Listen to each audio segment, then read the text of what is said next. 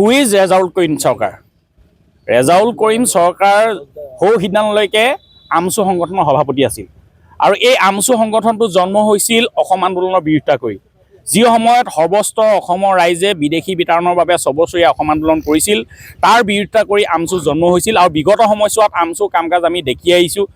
NRC pilot প্ৰজেক্টৰ সময়ত আমছু ভূমিকা সকলোৰে জ্ঞাত। আৰু যোৱাকালি পৰহি তেখেতে আমছু চোলাটো খুলি কংগ্ৰেছত যোগদান কৰি গৌৰৱ গগৈৰ উপস্থিতিত গৌৰৱ গগৈ সেনাপতি হৈ শিৱসাগৰক ধুবুৰী বনাই দিম বুলি কৈছে। তাৰ অৰ্থটো কি?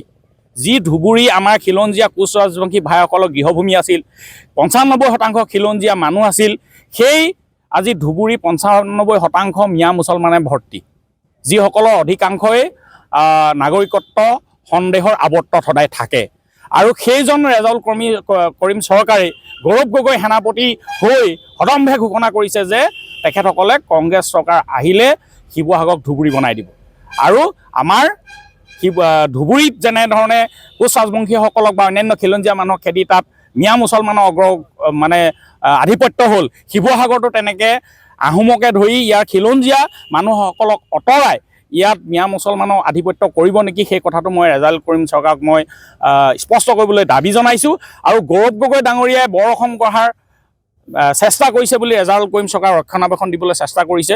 তেখেতৰ বক্তব্য আমি বুজি পোৱা নাই। আমি উজনি অসমৰ ৰাইজ, বিশেষকৈ শিৱসাগৰৰ ৰাইজ খঙত জ্বলি আছে। আমাৰ বিভিন্ন ৰাইজে আমালৈ সংগঠনৰ কৰ্মীসকললৈ ফোন কৰিছে যে আমাৰ অৱস্থিতি জানিব বিচাৰিছে।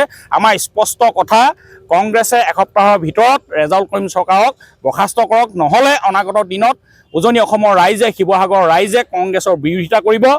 আৰু গৌৰৱ গগৈ ডাঙৰীয়া প্ৰয়াত পিতৃ আমাৰ সকলোৰে শ্ৰদ্ধাৰ তৰুণ গগৈ ডাঙৰীয়াই এই বাংলাদেশী ৰক্ষকসকলক সদায় প্ৰশ্ৰয় দিয়া নাছিলে আৰু হু ইজ বদৰুদ্দিন আজমল বুলি কৈছিল, যাৰ কাৰণে আমাৰ উজনি অসমৰ ৰাইজে তৰুণ গগৈ ডাঙৰীয়াক যথেষ্ট শ্ৰদ্ধা কৰিছিল। গতিকে তেখেতৰ পুত্ৰ হৈ আজিৰ তাৰিখত গৌৰৱ গগৈয়ে যদি এই বাংলাদেশী ৰক্ষকসকলৰ প্ৰবক্তাসকলৰ যদি পৃষ্ঠপোষকতা কৰে, তেতিয়াহ'লে নিশ্চয় গৌৰৱ গগৈৰ প্ৰতি আমাৰ ৰাইজৰ যিটো ইয়াত আস্থা আছে, সেই আস্থাৰ প্ৰতি ভাবুকি আহিব। আৰু তেখেতসকলে চৰকাৰ গঠনৰ যি সপোন দেখি আছে, চৰকাৰ গঠনটো বাদেই বিৰোধী দলৰ মৰ্যাদা লাভৰ পৰা, আস্থা লাভৰ পৰা, ৰাইজৰ আস্থা লাভৰ পৰা তেখেতসকল বঞ্চিত হ'ব। সেই কথা আজি স্পষ্ট কৰি দিছোঁ।